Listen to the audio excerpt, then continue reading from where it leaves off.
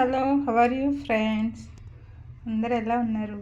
ఈరోజు పాలకూర పప్పు ఎలా చేయాలో చేసి చూపిస్తాను.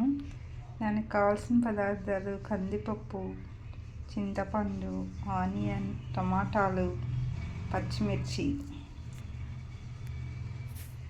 తర్వాత ఏం చేయాలో చూపిస్తాను. ముందుగా పాలకూరని వాటర్లో వేసి వాష్ చేసి పెట్టుకోవాలి. మట్టి ఉంటుంది కదా, అదంతా పోవాలంటే నీట్గా వాష్ చేసుకోవాలన్నమాట. ముందుగా మనం కుక్కర్ తీసుకొని దానిలో కందిపప్పు వేసుకొని 1-2 సార్లు నీట్గా వాష్ చేసుకోవాలన్నమాట.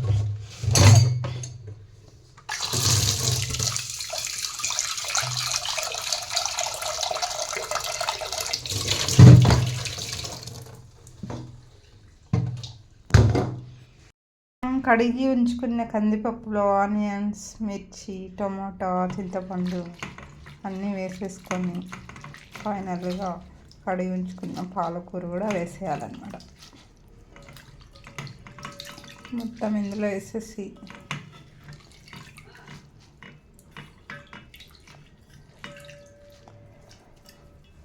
దీనిలోకి మనం కొంచెం పసుపు, కొద్దిగా మీ రుచికి సరిపడా సాల్ట్,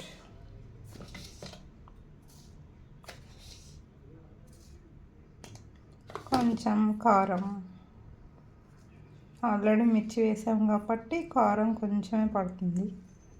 మీ టేస్ట్కి తగినట్టు చూసుకొని వేసుకోండి. దీన్ని ఇలా స్టవ్ మీద పెట్టేసి కొంచెం దీనిపైన ఆయిల్ వేసామనుకోండి, మెత్తగా ఉడికిపోతుంది. 3 విజిల్స్ వచ్చే వరకు రానియాలన్నమాట.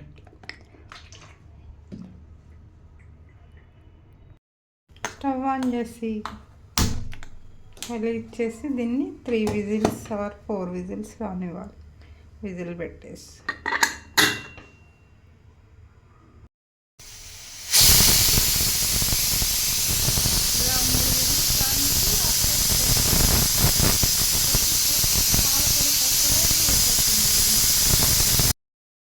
పప్పు మెత్తగా ఉడికిపోయింది చూసారా ఫ్రెండ్స్?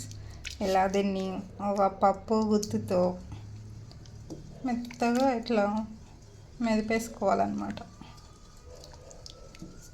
దీని తర్వాత తాలింపు వేసుకోవడమే.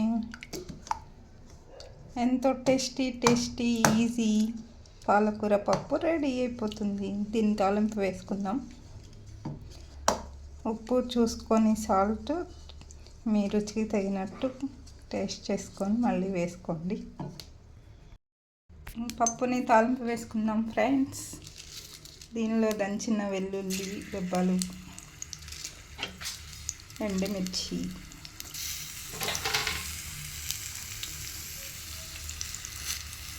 ఆవాలు, జీలకర్ర,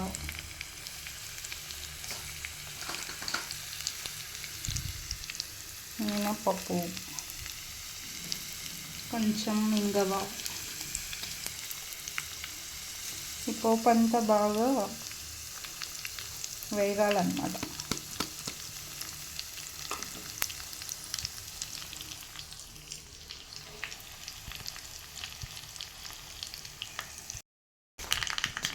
ఫైనల్గా కరివేపాకు వేసుకొని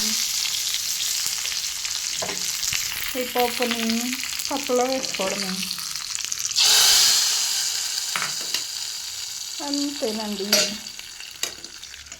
ఎంతో సింపుల్గా ఈజీగా పాలకూర పప్పు రెడీ.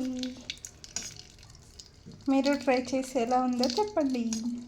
నచ్చితే చిన్న లైక్ ఇవ్వండి, షేర్ చేయండి, కామెంట్ చేయండి. మన వీడియోస్ అన్నీ మళ్ళీ చూడండి ఫ్రెండ్స్. యాడ్స్ వస్తున్నాయి, యాడ్స్ని స్కిప్ చేయకుండా చూడండి.